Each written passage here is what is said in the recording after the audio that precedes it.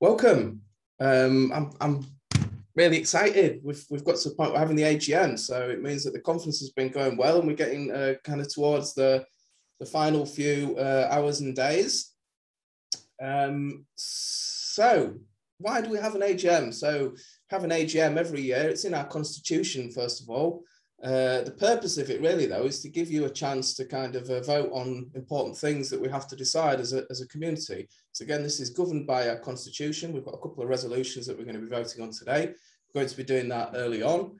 We're going to give you an update on what the society has been doing over the last year, with some plans for things that we've got kind of in the pipeline for over the next year. And it's also an opportunity for members to ask questions and raise topics for future consideration. So we've got a bit of a Q&A session slightly later. Because my screen has changed, I can't see the same as everyone else anymore. However, oh no, I can, yes, I can see. First thing I need to check is that we have enough participants. So our constitution does govern that our AGM has to have a minimum number of participants for us to proceed. I can see that we're comfortably meeting that. So we are able to kind of just plow on ahead. We have a bit of an agenda. Some of this is going to take a little bit less time than we kind of envisaged. We've scheduled about half an hour for the questions. If it takes that long, then great. That means we're getting lots of good questions, but I anticipate that it might not quite take that long. We've also scheduled at the end kind of a bit of, oh dear, something's gone wrong time. Hopefully we won't need it, but I expect that we won't we'll run longer than kind of an hour to an hour and a half. Before we kind of go ahead and kind of update you, it's important to make a distinction between kind of what we're updating you on. So there's two things. So we have a reporting period which runs from the end of June to the end of June, and everything that we have to kind of legally report to the Charity Commission, including our finance, goes into the trustee annual report. So you can download and read that, and it covers ignore the image. That's not the date on the image is wrong. I've not updated the image, I'm afraid. But so it covers 1st of July 2020 through to 30th of June 2021. We will update you in the AGM on things that have happened since then. So you get kind of a bit of extra information as well. But the reporting period is what's kind of covered in the trustee annual report. So first and foremost, then, we have a number of resolutions. So these resolutions were sent out to people when we made our formal AGM announcement. So all of the information and background that you need to be able to vote on those and understand what those are, you should have received already. Hopefully you've had a chance to have a little look at that. We will take a couple of short pauses for people to kind of quickly look at those if they would like. If you are eligible to vote, you should have received a voting token. You are eligible to vote if you are a member on the date that we announced our formal AGM. If you joined between that announcement and now, I'm afraid you're not eligible to vote. It's again governed by the Constitution. If you haven't received your voting token and you believe that you should have, then please get in touch with James. Just ping him in or put something in chat or something like that. And we can hopefully try and resolve that. The voting will open like now, and we will close it at 10:45 when we take a short break, and that will give an opportunity during the Q&A session for then the votes to be tabulated and cross-checked and the results hopefully announced at the end of the meeting. If we're not able to announce them in the meeting, we'll have to announce them by email afterwards. The token that you've got will need to be kind of copied and pasted into the Google form. So this is slightly unusual, but you know, these are kind of COVID times, and an in-person meeting is difficult. We're not able to kind of do a show of hands. So this is in effect the chair requesting a poll rather than a show of hands. So this is in the Constitution 11.6.2, but it's effectively an electronic poll. Right then.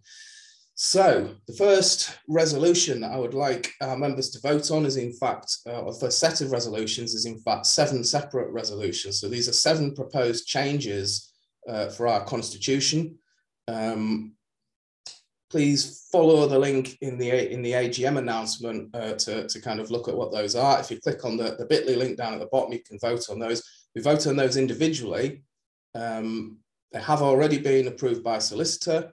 They've been checked and passed by the Board of Trustees, so we're happy that for it to kind of come to vote, for you to vote on it, but we do require each of those to be individually checked and approved by you.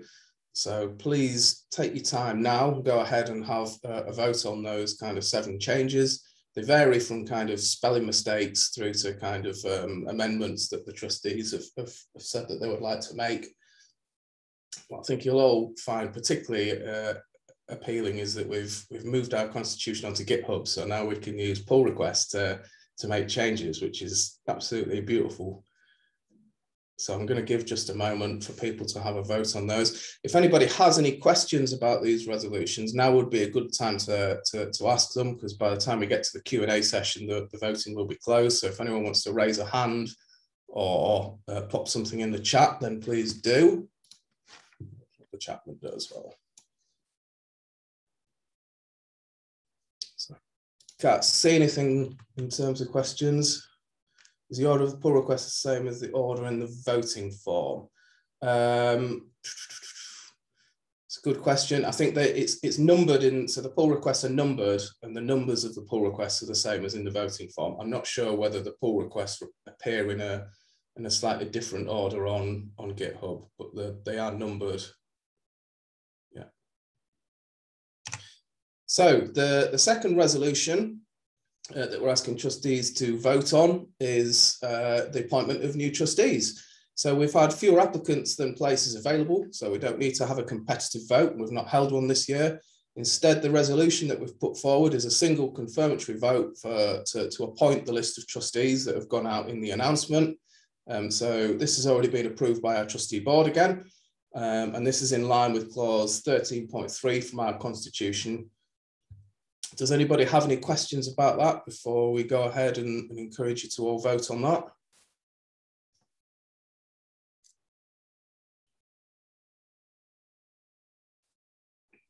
I don't see any hands and I don't see any questions. James, if you continue just kind of resolving behind the scenes any issues with tokens, and we will move on. The voting will, of course, stay open until we close it. So it's a great question, Jez. Will there be an attempt to fill the vacant 7th seat? The trustees are able to appoint directly a trustee of their kind of choosing, and it will be up to the trustees whether or not they want to kind of take that option. I suspect that what would be a sensible thing to do was, see what happens with this vote, make sure that this vote goes through. And then, yeah, it will be up to the trustees to kind of make a decision about that, but they do have the opportunity to do that. Can we make sure that we clearly mention the resolution numbers as we're actually voting, as the online form only has these numbers? Okay, let me open up the form myself. Hang on, let's not do that because we don't want to see my voting. Oh, what have I done here? Hang on, bear with me. So, Paul, just to clarify, the numbers in the form are the same as the numbers in the PDF linked from the formal AGM announcement. So that's the canonical source that I took those numbers from. Okay, I see. Is that clear to everyone? Thank you for that, James. Someone says that we have some Slido questions relating to voting. So please bear in mind that Slido questions are going to be answered after the break, after we've closed voting. So if people have raised questions about these specific votes, it's important that you raise them now and ask them now. If you have more general questions about voting and process, of course, that's fine to go in the Slido slightly later. But if you have questions about the specific resolutions, then please raise them now.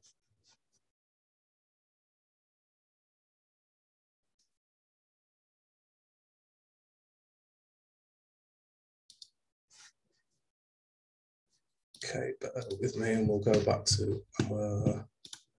So I'll just leave my screen off whilst I vote myself. As a member, I am able to do so.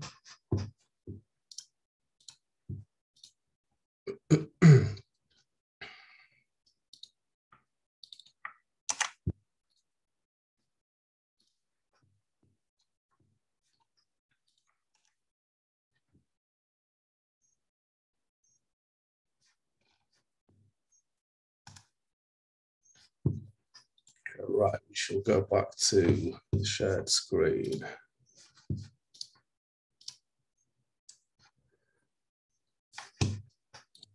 Find the chat window. So Morris says, where are the resolutions? I can't find them.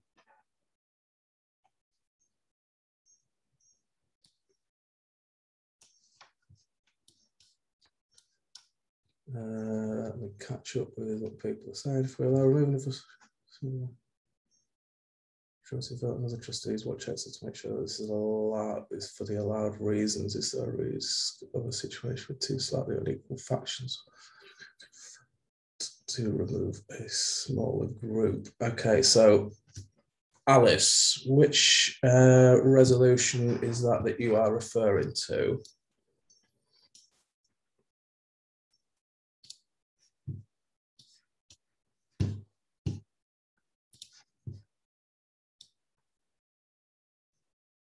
Resolution 1. So bear with me while we just check this out. Sorry, I've got so many windows open that it's quite tricky finding everything that I'm supposed to be looking at. Okay, no, let's just stop because Zoom is having a bad time with finding things. So resolution 1, Alice, is specifically just reducing the period of time in which we are able to remove someone from office if they're absent. And it's adding another clause. Where were those?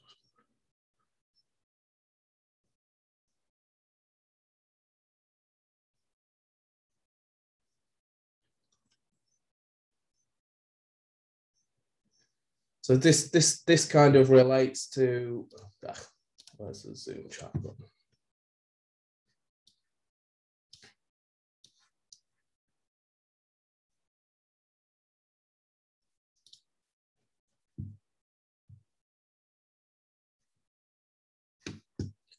So this is something that the solicitor actually advised that we put in terms of giving the trustees the power to remove people if it's in the best interest of the CIO. Obviously, the trustees are accountable for the kind of the decisions that they make, and we have put in place some pretty robust policies in terms of code of conduct, both of trustees and of members. So I don't anticipate the trustees removing someone unless there's kind of a breach of the code of conduct.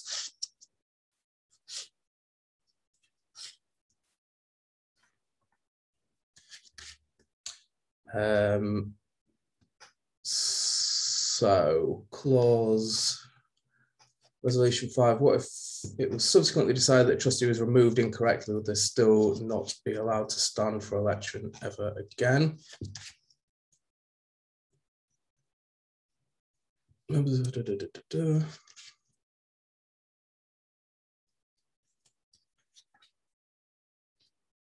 don't think that is a situation that our constitution currently covers.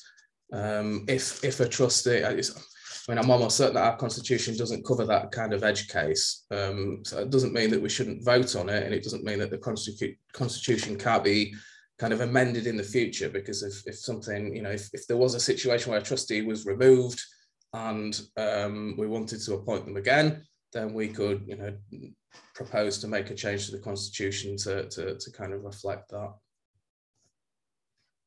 Yes, it is great that you can have a diff for the resolutions on GitHub. It's really nice, isn't it?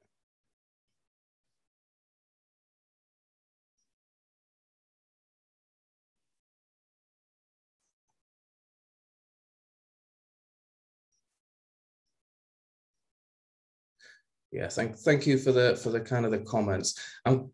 Is it okay if we move on at this point? Does anybody have any other questions? I'm going through the different bits in the chat and trying to keep up with them. Are there any other hands raised? Not sufficient.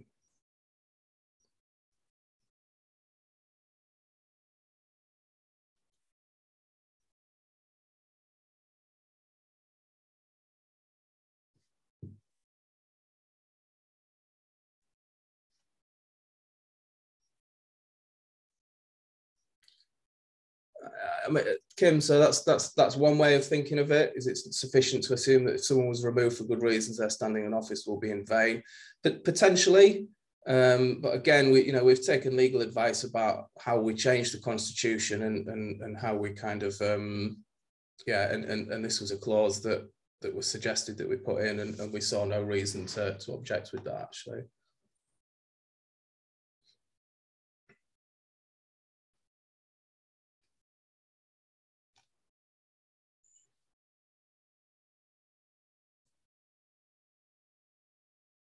Right, okay, we're talking about Game of Thrones now, so I think that's probably a good time to kind of move on. So bear with me and we'll go back to the shared screen. Apologies for not keeping the shared screen up, but Zoom is pretty difficult to navigate when you're doing two things at once.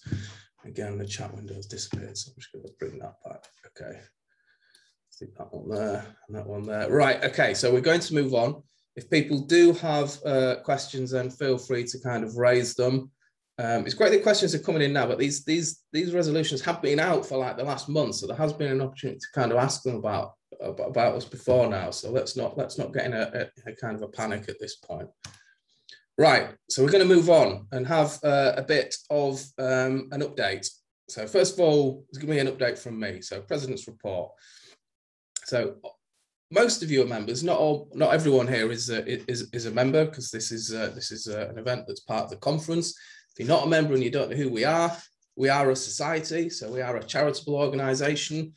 We've moved on from the days where we were previously an association. Being a charity imposes certain legal things on us in terms of the way in which we operate. We're governed by a constitution. We have a mission statement. Our mission is to establish a research environment that recognises the vital role of software in research. As a society, we work to increase software skills across everyone in research, to promote collaboration between researchers and software experts, and to support the creation of a career pathway for research software engineers. So we published this year a strategy about how we go about doing that, about some of the things that we are planning to do, and about how we kind of support kind of people and the community and everything else. As a society, we provide a platform for a conference, of which all of you have kind of benefited from in attending. We provide financial support to the community, and most importantly, we provide a community and a voice for research software engineers.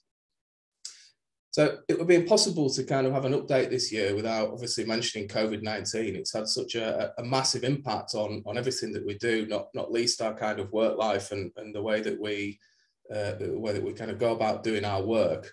It's obviously been a very difficult year for lots of people, and in that it's sometimes easy to miss out on kind of what some of the kind of the benefits are. And I think some of the ways in which we've changed our working are sometimes good, and particularly one of the positive things that I think that's come out of COVID is around the kind of controversy of modelling of COVID-19 pandemic.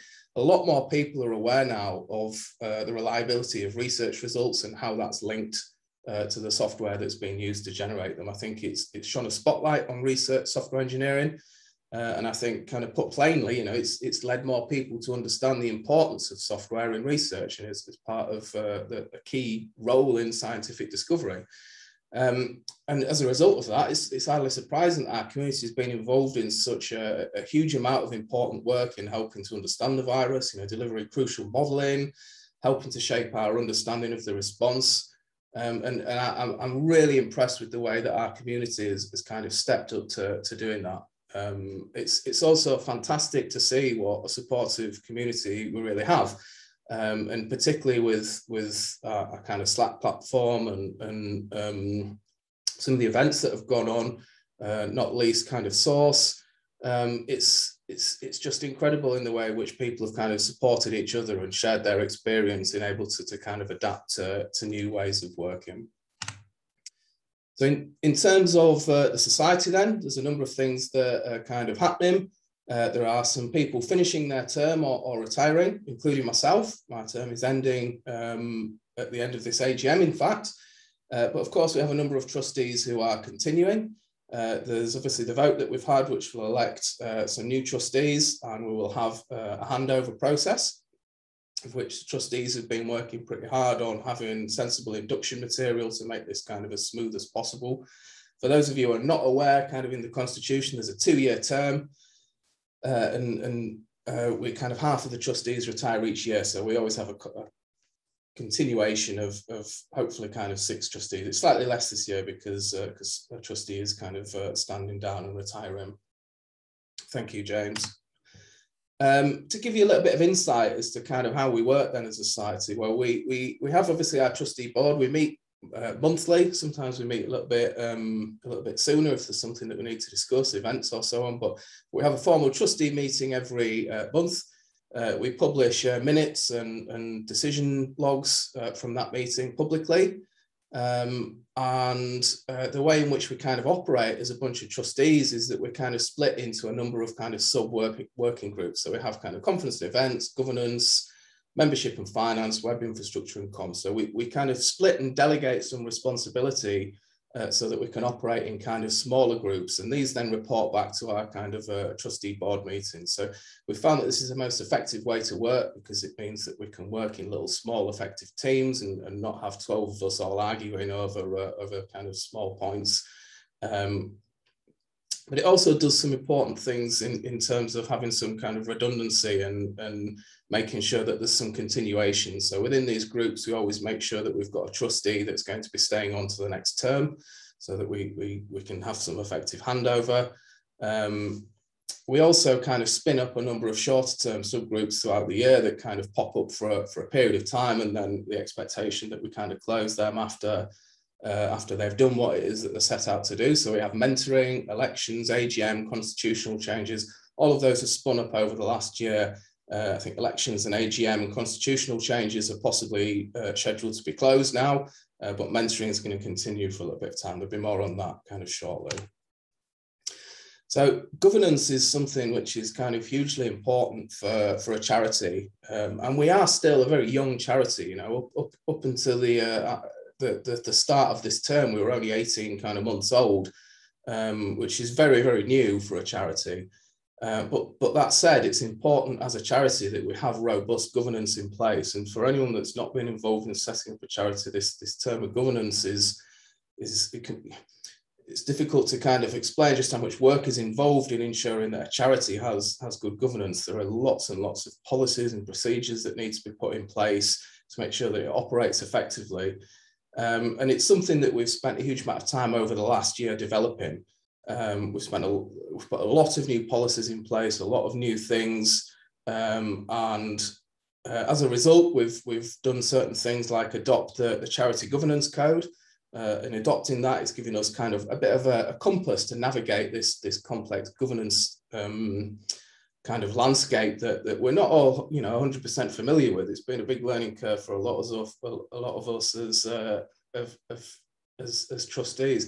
And I see some love for the boring governance work. It's easy to kind of think, oh, it's boring, it's paperwork, but it is, and I know it's a tongue-in-cheek comment, but it's obviously hugely important. And actually, I find it quite interesting to kind of get these things in place. You know, it means that we operate effectively, and it's no different to running an RSE team. It's putting procedures and policies in place that means that we can be effective as trustees. So as part of that charity governance code, we have undertaken 2 internal reviews. So we undertake a review to see where we're lacking and point to kind of areas in which we can improve. And one of the decisions we made of trustees, although it's quite early on, we decided to undertake an external governance review. And you can see some feedback on the screen from our NCO reviewer. It's really reassuring, and I think a good confidence boost to the trustees to see that actually we're doing a very good job. And despite being new as a charity, we're putting lots of things in place and we're actively working to improve our governance. It is an ongoing process, and I don't want to claim that we're perfect. We're not.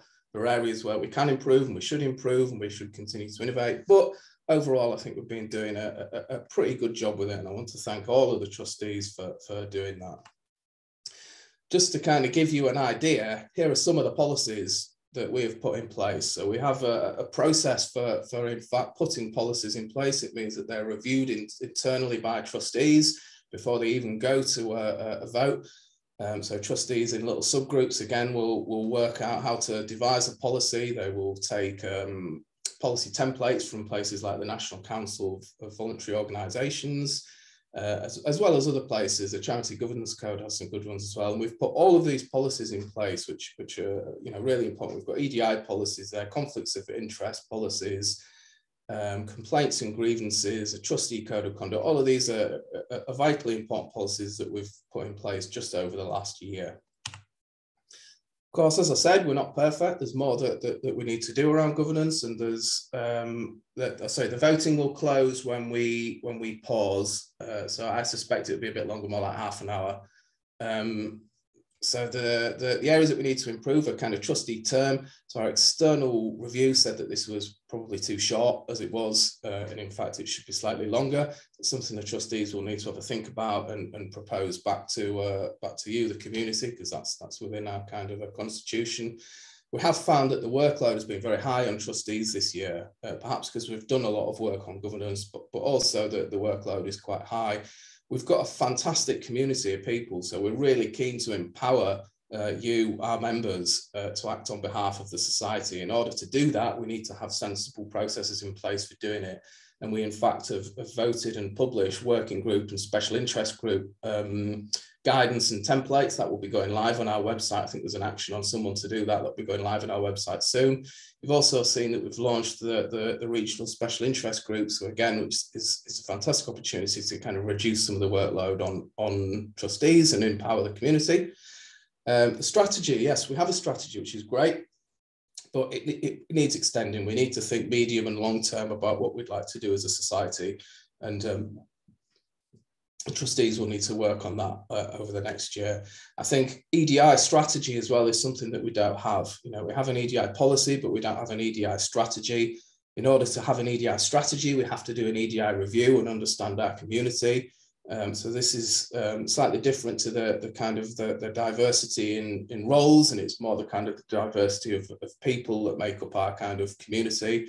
We do have a survey already kind of devised for that to go out. But it is certainly a priority area for the trustees over the next year, is to focus on developing an EDI strategy. In terms of membership, we're doing great. We're over 500 members. Congratulations to Richard Palmer from the V&A Museum in London, who received a free T-shirt when he became our 500th member. We're currently at 510 members. Even at the end of the reporting period, we're at 430. So depending on kind of whether you look at the reporting period or the AGM, that's a boost. And I'm going to go by the AGM to AGM figures. That's a 60% bump in numbers since the previous year, which is absolutely fantastic. And no doubt that's been boosted slightly by the AGM being slightly later last year and also being kind of part of the conference. But numbers are good. In terms of our community, it's continuing to grow. So we're 800 members plus in the mailing list. We get a kind of a 10 to 20% click-through rate for the newsletter. If you don't read our newsletter, take some time and read it, because it's great. There's a lot of time goes into developing it and putting useful information in there. And I know a lot of people, we get a lot of emails. It's easy to kind of miss it, but there's some really, really good stuff in there that I encourage you to kind of read. Slack again is booming, it's increasing. We've had 120,000 messages since our last AGM. So that's absolutely fantastic that we've got that level of communication going on between members. Again, we've got tons of Twitter followers, which is good as well. We have in fact developed a communication strategy. So comms is a huge amount of work. So it's really important that we get a bit more organised in terms of how we do it. So thank you to the comms team. We've developed a communication strategy, and it's always good for us to hear feedback from people. In this case, Chris, saying that he enjoys the newsletter. So again, read the newsletter. There we go. In terms of other things that we've been doing, then partnerships and relationships. It's an important part of what we do is kind of reaching out. The approach that we have for this is to kind of empower the community. So particularly when we're talking to people like UKRI, what we're aiming to do is bring them to the table and engage with our community, which is why you've seen events this year where we've had panelists involving UKRI. It's so that we can get you an opportunity to speak to them and have your voice heard, rather than us just kind of talk for you. We kind of aim to kind of facilitate doing that. We've built other links with places like the BCS, obviously working with people with similar interests, such as the SSI and Research Software Alliance as well. And one of the things we've done this year is help to found the International Council of RSE Associations, so that we have some strategy together in terms of thinking about the bigger picture internationally and supporting each other as associations and societies. Okay, so at this point, I'm going to hand over to Anya, who's going to talk about our wonderful mentoring program. Great, thanks very much, Paul. So yes, this is something that we've wanted to provide as a society for a couple of years now. So I'm really excited to be able to say that a pilot version of the mentoring program did launch last week at September RSE and is still open. Why do we feel that it is important to introduce this program to what the society offers? It's perhaps an understatement to say RSE is a novel and unique career path, and it's still being defined by the community as we go along. So it can be helpful to talk to people who are have gone before, have tried different career options and seen what works. And in particular, RSEs aren't likely to get that kind of support locally, because so many of us do work in positions where we might be the only person doing the kind of work that we're doing. The kind of mentoring that we are interested in facilitating is called developmental mentoring. It's focused on sort of reflection and personal development in a safe environment. And it's particularly useful in relation to thinking about change, whether that's in change in your understanding or in your circumstances. So perhaps it might be most relevant to people new to RSE, looking to understand what the role might mean for them, or taking on a new role within RSE, perhaps a leadership position or a move between industry and academia, or just looking for a different point of view from someone that's maybe in a different institution to them. And for mentors as well as the chance to make connections and to give to the community, it's a chance for personal growth as well, to develop your communication skills and your emotional intelligence. Go ahead, please, Paul. Next slide. Thanks. It was very important to us that we do include people with expertise on how mentoring works in particular in this program. So for that reason, we've decided to partner with an external company that specializes in this. So a lot of our previous year has been looking at different organizations we might be able to work with, finding the best one for us, and talking with them about what the program might look like. So our criteria was obviously cost. We were also wanted to work with people that had experience working in research and higher education. And we wanted to work with people that we could form a long-term relationship with over the next few years. So Coach Mentoring, the organization we've chosen to partner with, is particularly good in the sort of the scale of the organization, where they're large enough that they're likely to have availability to keep working with us and keep developing this program over the next few years. But they're not so large that they're working on these sort of really impersonal 1,000 people programs. They're quite personal in how they work. So we think they'll be a good fit. And they will be helping us with, sorry, back, Paul, with program design, matching, really importantly, providing training and guidance for both mentors and mentees, which is something that the community has highlighted as being important, and administrative support, again, trying to reduce some of the workload on the trustees and make sure these things happen sustainably. But we're not just giving the program over to them. It's really important to us that the society is going to have input on how this works and personalize it to RSE at each stage. And next slide, please, Paul. Thanks, great. So the structure, this is going to be non-technical mentoring. Basically, don't go to people with questions on how to fix particular bugs, but most other topics are in scope. For the cohort that signs up now in the application that's open now, it's going to last for 9 months, and there are going to be both one-on-one sessions with between mentors and mentees and some group sessions. We're starting with a pilot that's quite small because we want to stay small as we learn how this will work, and as we learn how much capacity there is within the community to provide mentors, because we don't want to burn out the wonderful people that volunteer to give their support as well. But we're hoping to expand next year as we learn where those limits are and learn from the pilot. So please do give your feedback.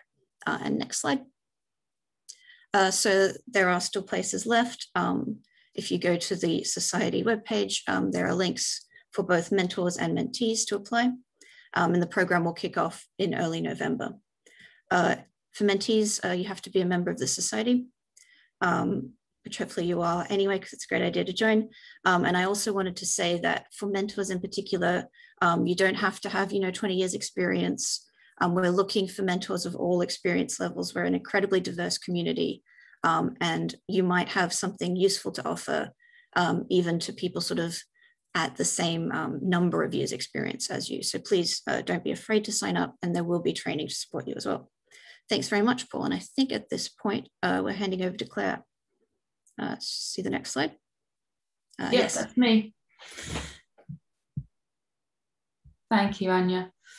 So on to events. So I'm part of the events working group, and we've been trying to keep all the events going, obviously, during this very different 18 months. So last year we had, I think, the last REC leaders meeting in June 2020. Obviously it was online, and there is going to be another one tomorrow at 9 o'clock. So that's Friday, tomorrow 9 o'clock, online again, but hopefully we really hope to start meeting in person again as we used to. And then following that, we had last July the fellowship webinar. So we teamed up with Sarah King from EPSRC, and we went through the fellowship call in detail, and the community were able to put questions directly to Sarah, which I think was really helpful for those who were looking to apply.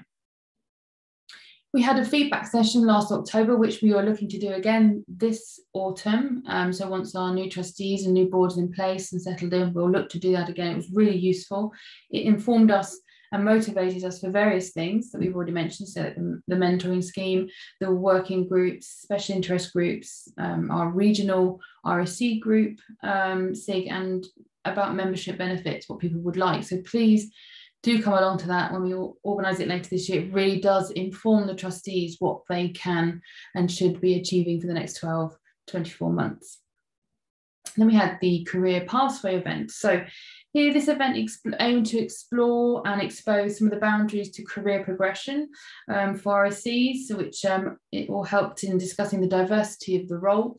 We had presentations from the UKRI about the researcher Concordat and somebody from Technicians Commitment.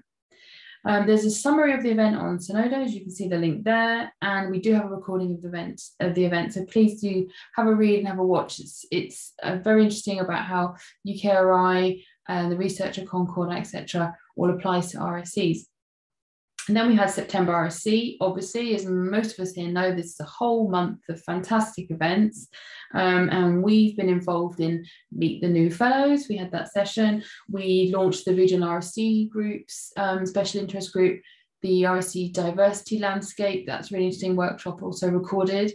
And as Anya just spoke about, we launched the mentor programs. It's fantastic. Now, what's upcoming in the events at the moment is the International Council of RSC Associations have decided to make the 14th of October the International RSC Day. So myself and another trustee, Marion, will be organising some events for that day, obviously online, some fun things to do, and raising awareness across Twitter all day and the days before about the role of RSC. So look out for that. And as I said, we'll be having another community feedback event in the autumn at some point. We definitely think that was worth doing again. Next slide, please. So for RSC conferences, last September, we launched Source, a series of online research software events. All of those sessions are recorded and are on YouTube. Just search Source and you'll find them. They're a fantastic resource of all sorts of workshops and talks and all sorts of things, walkthroughs. And then, of course, we've had September RSC, a whole month of fantastic things. And as far as I can see, there's already 35 videos of, again, workshops and talks and all sorts of all sorts of things to watch, and that's on the Society YouTube channel. And I must say a huge thanks to Christopher Woods and Martin Callahan and so many team members. They've worked so hard. I've worked in that team as the sponsorship chair, so I've seen the amount of work it's gone into behind the scenes, and it's just incredible. A whole month of events it's just so much to pull off. I can't believe it. But thank you so much to those. Next slide, please. So our funding scheme for events and initiatives, we launched this earlier this year. You can find the link to it and how to apply to it there on our website under events. Please do apply. It's for anything around an event or a new initiative that you think the community needs. And the form is very easy and quick. We review them every month at the next trustee meeting, and we attempt to make a really quick decision and get back to you. And we've given funds to, as you can see, an art training course in Nigeria. We sponsored a Hidden Ref Award and gave our support to that campaign. We've sponsored a keynote speaker for Source that was really relevant and very interesting. And we've given also things like access to tools so that you don't have to pay for them, like Mentimeter and Slido, which all make events, can make events more interesting and more accessible. So please do apply if you're thinking of anything in your area. It's not a slow process, it's really quick. Next slide. I think that's it from me. Are you talking about that, Paul, or me? I don't mind. All right. I am. It's fine. So Peter Smith launched Code for Thought, so his podcast, I think January this year, and he's been putting out several episodes a month. It's fantastic. It's a fantastic resource for RSCs. Lots of different people from different backgrounds are being interviewed by Peter. He's inspired, obviously, by the podcast series that Vanessa started in the US. So please, volunteer yourself or nominate somebody else you think you'd love to hear a half an hour, whatever, interview from within the community, and listen to it. And big thanks to Peter. We've also provided support for this through editing software, exactly, a small grant for that kind of thing. So yeah, please do listen to that and get involved in it. Thank you. That's all from me, I think. Okay, I think that's over to me. So yeah, I'm talking about the role diversity and EDI work. So this is all about understanding our community, making sure the society is able to fully support the whole community. So in terms of role diversity, people have probably seen a graph like this before, where we've got a sort of scale between software engineering and research, and this arrow pointing somewhere into the middle of that line to say this is where RSCs live, somewhere in the middle between software engineering and research. Next slide, please, Paul. But what we don't know is really what this actually looks like in reality. How broad is this? Are people all clustered right in the very middle of that, or are they kind of spread out in two separate groups? And of course, so not only is there role diversity in terms of what people are doing between software engineering and research, but also where are they? Are they embedded? Are they central groups? Are they completely independent to higher education institutes? So this is what we've been doing in terms of the role diversity group. Next slide, please. One of the first things we did is we ran a 30-minute session at the collaborations workshop earlier this spring. And we asked these kind of questions to the attendees. And one of the things that we were able to tell was that people who do not associate, so that's as being an RSC, so that's people who answered no to RU and RSC, which are in grey, they tend to be embedded, but they still sort of appear across the full range of that software engineering to research. So clearly we need to reach out and to those who are embedded and make sure that they feel that they are supported. And if they want to identify as an RSC, they feel they can. So that's one of the things we did. Next slide, please. We also ran a workshop at September RSC. In fact, it was only on Monday, so I haven't got a full, haven't fully analysed the results yet, but just to show you some of the things that we asked there, looking at that software engineering to research thing, we can see that people's day-to-day activities actually tended to drift towards the software engineering side of the scale, whereas people's interests and career goals did look more central into that sort of more typical RSC position. So we also asked questions about career security. Next slide, please. I just wanted to share this because I thought it was quite interesting, where people feel quite secure in their current employment. There's clearly a lot of insecurity when it comes to career progression. as an RSE. And I think we're all kind of aware of this, but it's definitely something that we, as a sort of group within the society, definitely want to keep looking at. Next slide, please. One other thing we've been doing as the RSE sort of role diversity group is we've been trying to update the case studies online. So if you have a look at it on now, you'll see that there's a new case study from Altana, who's an RSE at the University of Bristol. And as soon as I finish writing it up, there'll be a new one from Andy Janko, who's a digital scholarship librarian at Haverford College. So hopefully you'll find these really interesting. If you want to add, if you think your career, your story is worth telling, please do get in touch with us. Just send us an email at comms@society-rse.org and we can add your case study onto the website. Next slide, please. In terms of EDI, I think it is safe to say that we haven't done as much as we would have liked to have done the past year. There's certainly a lot more that we can do. Some of these policies have already been mentioned, so I won't go into much detail here, but it is all about ensuring accessibility of our events and online materials, making sure we create a safe environment and taking complaints of bullying, harassment and victimization seriously. So we've got updated a lot of policies, code of conduct, setting up a trustee code of conduct, writing a complaints and grievances policy. We've also put in mandatory EDI training for all of our trustees. And as Paul mentioned earlier, we're hoping to, in the next year, get an EDI strategy together to really sort of set some goals as to where we want to go with EDI. And I think that's me.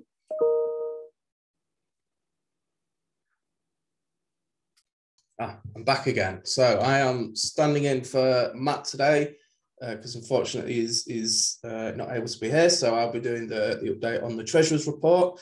So this is our first normal financial year.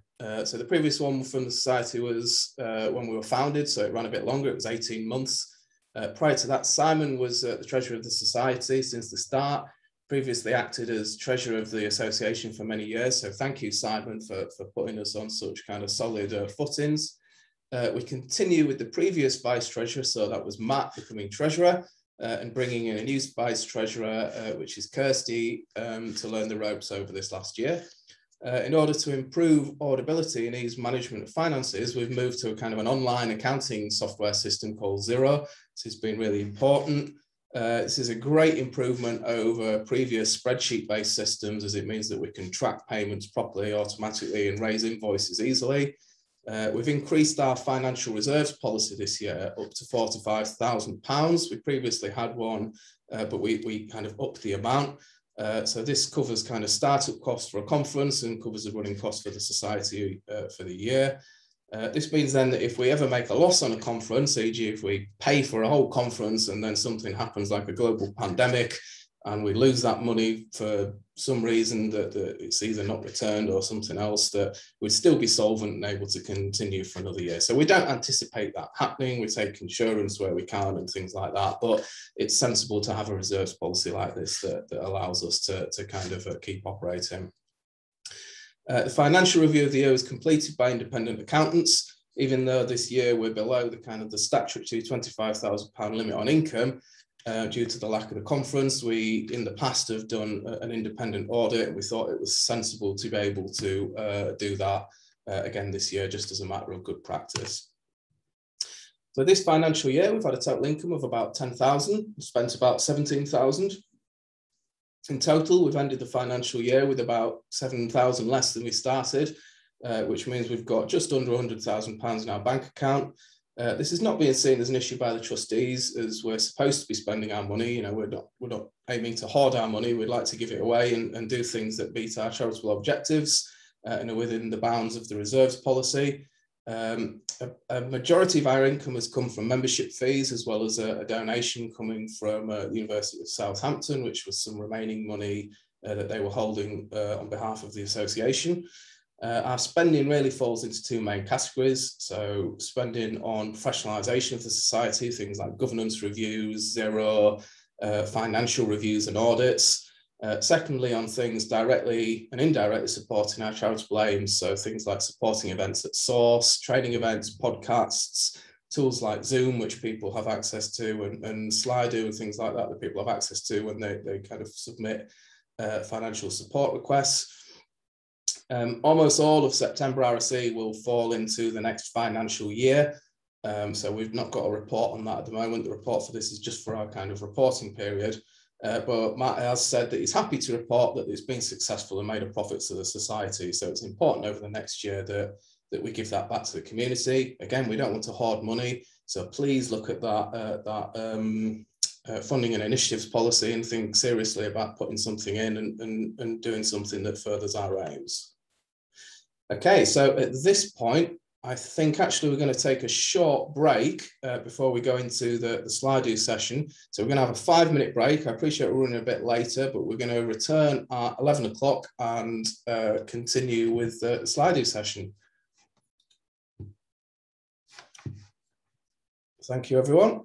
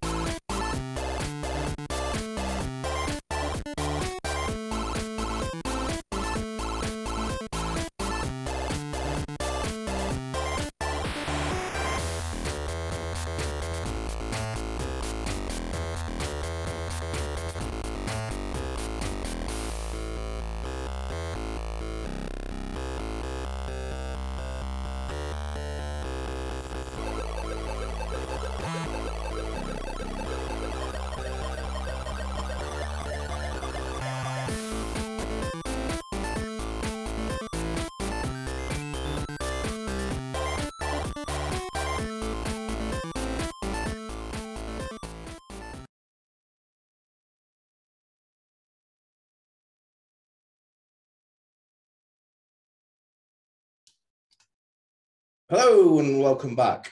So thank you very much, Chris, for sharing the Slido.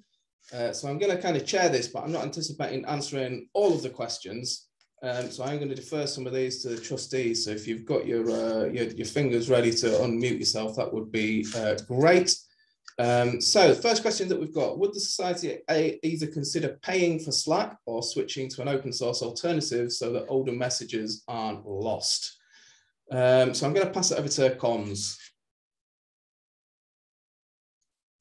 Or maybe who would like to go answering that one? Is it something that we've considered? I can give a partial. You want to go on? Yeah. A partial answer is that I don't believe are considering it at the time. Our read of the community was that having a permanent record of all the messages wouldn't appeal from a sort of privacy perspective, but I would be interested to hear members' opinions about that.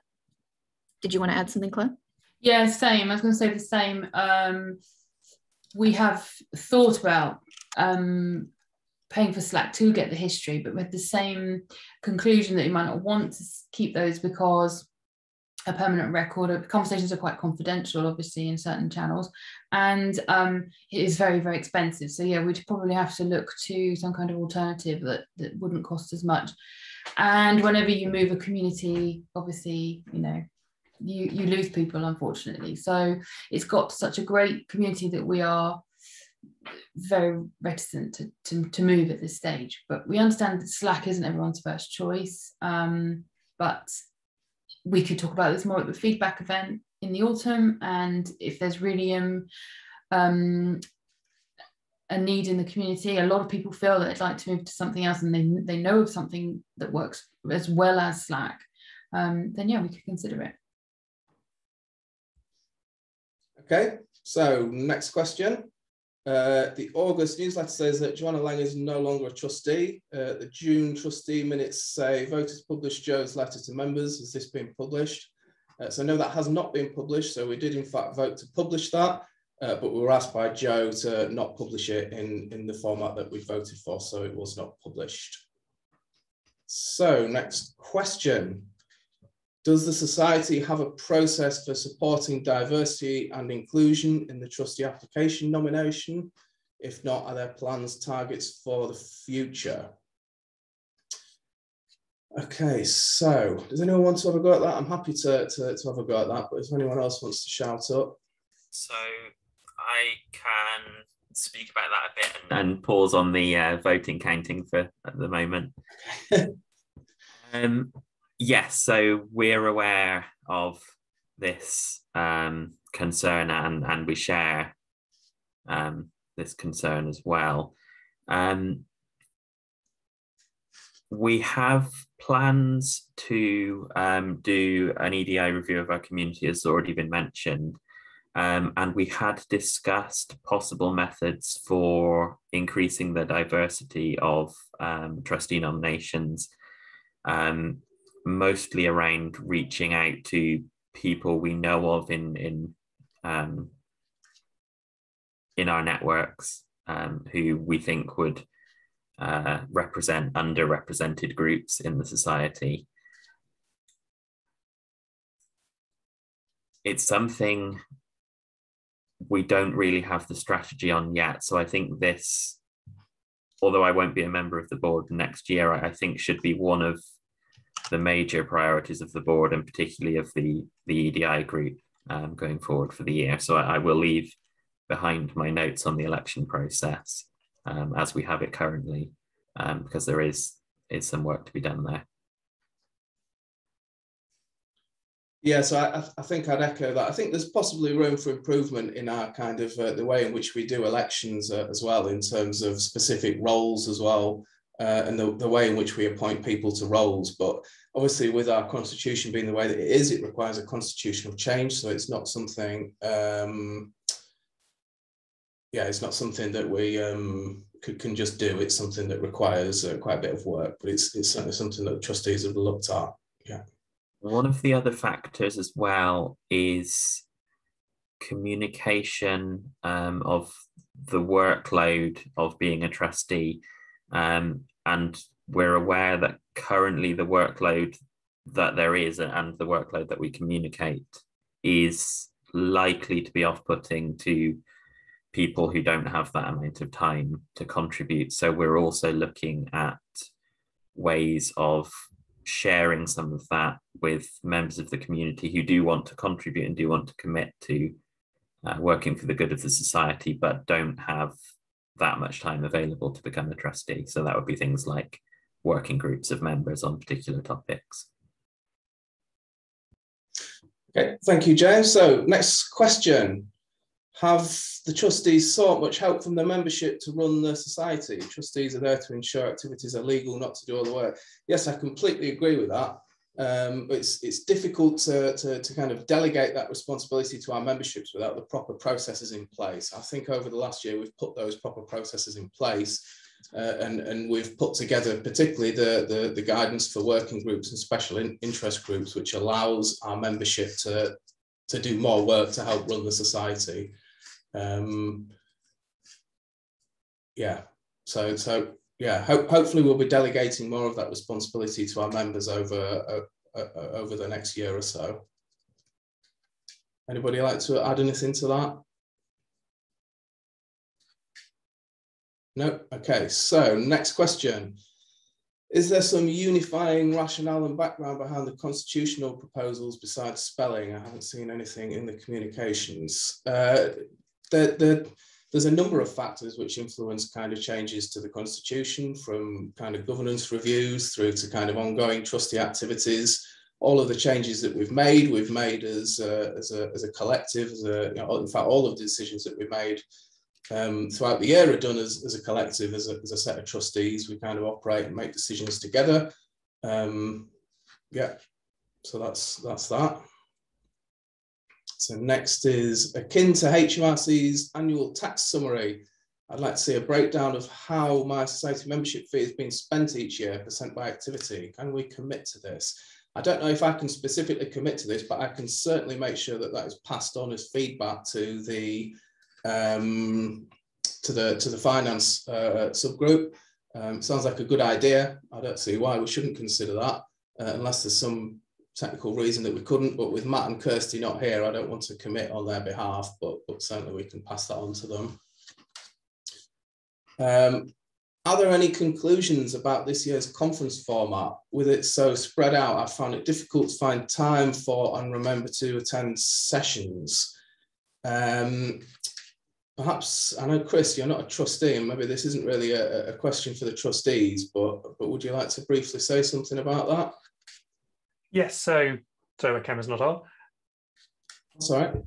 Yes, so my camera's not on. So yeah, there's been no decisions taken about what RSE 22 would look like. And obviously this was our first experiment in running an online conference. So we tried lots of different things out. What we've got is a feedback form, which I've posted into the chat. It's really important this year that people do fill in the feedback form. So, it's that feedback that I think will then influence the trustees and then the conference committee for RSE 22 that will be assembled to then make their decisions. One thing I would say is that the conference is created by the community of the society putting things together and actually organizing and running it. It's your conference. You're the ones who organize it. It'll be how the people who volunteer to organize it then respond to the feedback that will then, I think, determine what RSE 22 looks like. But whatever decision you make, I would strongly encourage the society, trustees and community to begin organising RSE 22 from December. So we did this really late this year, which was very, very tight. So fill in the feedback form. Thank you, Chris. So next question. Constitutional changes obviously relate to removal of trustees, but have any changes been made to upstream processes for the nomination election to avoid reoccurrence? So that there is a constitutional change that's in there that says about a trustee, if they have been removed, not being able to be kind of re-elected.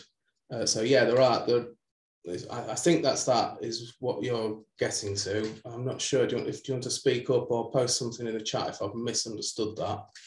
Or if any of the other trustees think I've misunderstood that question. No, okay, I should move on to the next one. Was Jo given the opportunity to change her letter into a form that she was happy to be published? So Jo was given a number of options were presented to her. I don't want to go into the details of what they are in a public forum, if that's okay. So next, if you are oversubscribed for mentors or mentees, how will you select them? Yep. I'll take this. If we are oversubscribed for mentors, which would be brilliant, we will be matching and trying to find the people with the best experience for the particular mentees that have applied, and asking those who were those mentors who weren't matched to stand by and apply again the next year. But it would be great to be in that position. In terms of mentees, we are just taking the first applicants. We maybe can go a few people over, but we're very sorry, we will have to limit places the first time just because we don't know yet how many mentors we have available. And we don't want to be in the position where we have fewer mentors than mentees and have to ask people to double up and put in more time than they might have available. Okay, so next we have the Constitution makes heavy use of gendered language. Could this be removed and moved to gender neutral language? So it's certainly something that we can kind of pass on as feedback through to the next governance subgroup. Obviously, any changes to the Constitution require, first of all, that we make those changes and that we get them checked by a solicitor, and then they get checked by a solicitor, and then they have to come to the membership for a vote. So I think we can pass that on. One of the things to point out is that our Constitution is based off a constitutional template, but that doesn't mean that it can't be improved. So yeah, we can pass that on to the governance group as feedback. So next, suggestion for future documents showing resolutions. I link to the current Constitution. 2, define abbreviations at the start. E.g., I need to look up CIA. Okay, so it's not a question, but it's a good piece of feedback. So thank you for that. Next, we have, I wonder if Jo's letter might have influenced people's votes on the constitutional changes. I would still like to read it if it can be published. Again, I don't want to go into this in a public forum, but the letter was to do with resignation, but at the point that we received it, resignation was not an option. So the letter in its format wasn't appropriate. Options were presented to Jo, including processes in which she could follow if she wanted to kind of have ongoing discussions with the society or make complaints. So I would like to leave that at that, if that's okay. Can I just say, Paul, as well, that I think the constitutional changes were about bringing in the trustee code of conduct into the Constitution. So we didn't have one before, we had one for events. And we wanted to make sure that all trustees respect each other, etc., and follow a code of conduct. So we created a code of conduct, and we needed to fold that into the Constitution. So that's the changes for it, as well as obviously spelling mistakes and changing of terms and things like that. So yeah, and I think there's some feedback I've just seen pop up there in terms of being asked to vote on changes without knowing. All of those changes have got a justification. So the document that was circulated has got a justification attached to them. The justification is in GitHub as well. So we provided a justification for all of those changes we have. So the last question that I can see there then, and then I'm going to close the slide is, following up on Slack, does the society have contingency plans should Slack change their pricing model, e.g. such that communities must start to pay? Yeah, so no, I don't think we don't particularly have a contingency plan for that, but that's probably something that we could feed into our communication strategy as that is kind of updated over the next year. And one very last question, because I've seen it pop up. Why does the voting need to happen in a specific time window? Would it be better to allow people to vote in advance of the AGM? So it's incredibly difficult to apply our constitution to times of kind of COVID. So we have taken legal advice on this and come up with what we think is something that complies with our constitution to allow voting. So we have given kind of prior notification that voting would take place. And although we're not sat in a room together raising our hands, we do have a polling system in place. For future AGMs, it'd be helpful to have trustees talk through the proposed change in the constitution. Okay, fair enough. We'll take that feedback on board as well. Yeah. Okay, right. Let's end Slido there then, and we shall return to. Bear with me. We're getting there. So many windows open. I should make this one full screen again.